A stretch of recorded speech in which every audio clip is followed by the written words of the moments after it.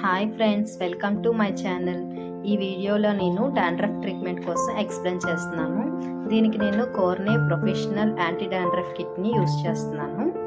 ముందుగా హెయిర్ మొత్తం షాంపూతో నీట్గా, స్కాల్ఫ్ను కూడా నీట్గా వాష్ చేసుకోవాలి. షాంపూ లేకుండా వాటర్తో నీట్గా వాష్ చేసుకోండి. స్టెప్ 1 వచ్చేసి యాంటీ డాండ్రఫ్ ట్రీట్మెంట్ అని ఉంటుంది. ఇది ఒక ట్యూబ్లా వస్తుంది. ఇది చిన్న చిన్న పార్టీషన్స్ తీసి హెయిర్ మొత్తం స్కాల్ఫ్కి అప్లై చేసుకోవాలి. ట్యూబ్ మొత్తం ఒక క్లయింట్కే యూస్ చేయాలి. ఇలా యూస్ చేసిన తర్వాత ఎంఎల్సిఫై చేయాలి హెయిర్ మొత్తాన్ని. ఇలా నొరుగులా ఫామ్ అవుతుందన్నమాట. మసాజ్ ఎప్పుడూ కూడా స్మూత్గా అవ్వాలి, హార్డ్గా అవ్వకూడదు. ఈ వీడియోలో మీకు కొంచెం స్పీడ్గా పెట్టడం వల్ల మీకు హార్డ్గా ఇచ్చినట్టు కనిపిస్తుంది, కానీ మసాజ్ మాత్రం చాలా స్మూత్గా అవ్వాలి. తర్వాత వాటర్తో నీట్గా వాష్ చేయాలి, షాంపూ యూస్ చేయక్కర్లేదు. అండ్ స్టెప్ 2 కూడా ట్యూబ్లానే వస్తుంది. ఇది కూడా సేమ్ ప్రాసెస్.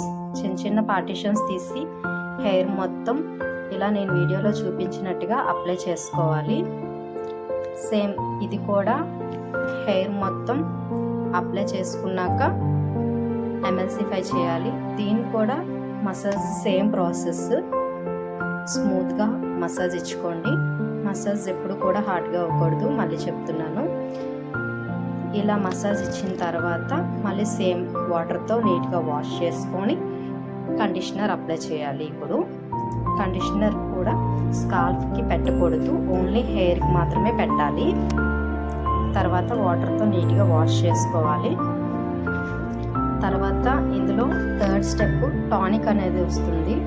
ఈ టానిక్ని హెయిర్ మొత్తం డ్రై చేసుకొని వీడియోలో చూపించినట్టుగా పార్టీషన్స్ తీసి అప్లై చేసుకోవాలి. చూసారు కదా, డాండ్రఫ్ చాలా క్లియర్ అయిపోయింది. ఇలా టానిక్ని హెయిర్ మొత్తం స్కాల్ప్ అప్లై చేసుకొని చిన్నగా మసాజ్ ఇచ్చుకోవాలి. ఇలా 3 or 4 టైమ్స్ సిట్టింగ్స్ చేస్తే డాండ్రఫ్ మొత్తం క్లియర్ అయిపోతుంది. ఈ టానిక్ ఇంటికి కూడా క్లయింట్కి సజెస్ట్ చేయాలి. ఇది వాళ్ళు హెయిర్ వాష్ అయిన ప్రతిసారి ఇలానే పార్టీషన్స్ తీసి అప్లై చేసుకోవాలి. Thank you friends.